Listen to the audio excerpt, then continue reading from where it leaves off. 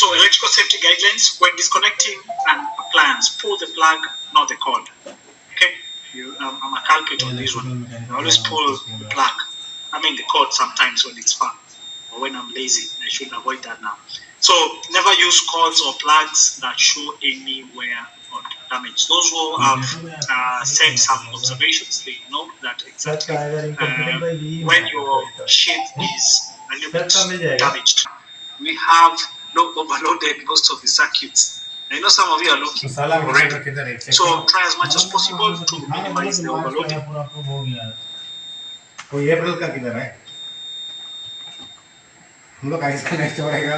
Then talk about any electrical equipment with wet hands or body. Please unplug all electrical appliances when not in use. Please keep electric hot iron or other electrical charged equipment away from children. Okay?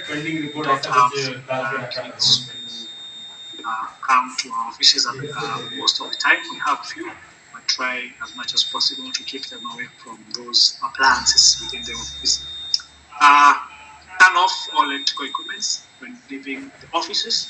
Do not use worn-out, frayed, damaged cords and appliances. Please avoid usage of electrical extension cords if required. Then, please ensure that it is rated correctly. Avoid cords running through doors, walls, floors, or any other location, because this is trip hazard and electrical hazards combined.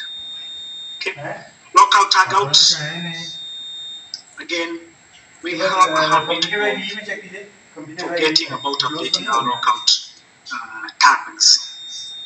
You find that a member of Musanada who was there 10 years ago is still written on that lockout tag. So, as an assignment, task your team members to go around your venues and identify those tags which have old information and needs to be updated. Okay. We all know that lockout tagout is a procedure which is used to ensure that dangerous machines are properly shut off and not started up again prior to the completion of any maintenance, that is CM, PPM, depending on the task. Okay, it requires the hazardous power sources to be isolated and rendered inoperative. Some of these, before you carry out those lot, I'm not sure if you require that isolation permit. So as much as possible, let's not try and bypass any safety requirements within our SOP.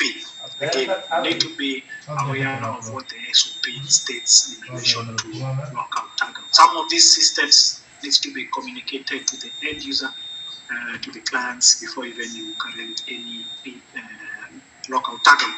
Confined space. Again, if you have not been trained for confined space and you don't have that third-party certification, and you have been going on with those confined space tasks, going in a confined space setup, it needs to stop.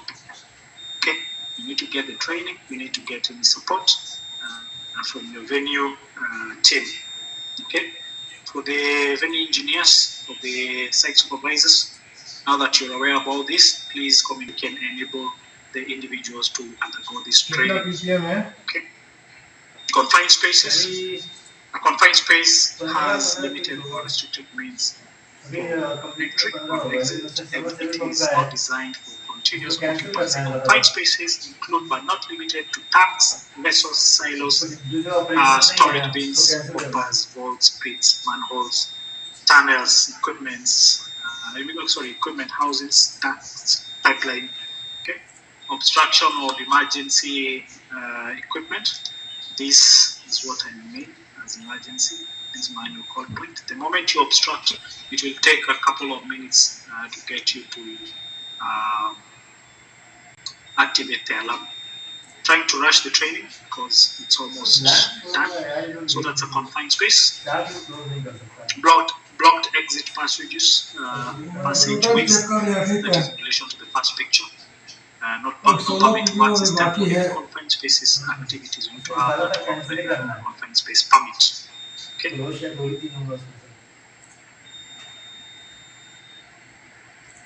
So in a confined space, worker and more specific.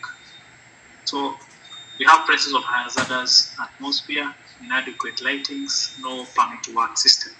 So always ensure you have a valid permit to work, you have necessary training, you have emergency rescue equipment, that is the tripod, the winch, anytime you get into such confined space setup.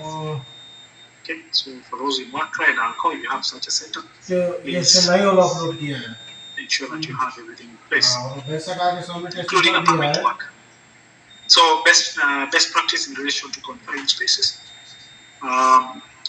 Again, you need to ensure you have the necessary training, you have the permit to work, you've done the gas testing prior to getting into confined space, that is the gas testing. The tripod, the emergency equipment, that is one. The tripod, the winch, harness. That is in case of any changes in the confined space environment. It is very easy to pull out the operator who's inside working. Okay. So locking of emergency doors. This is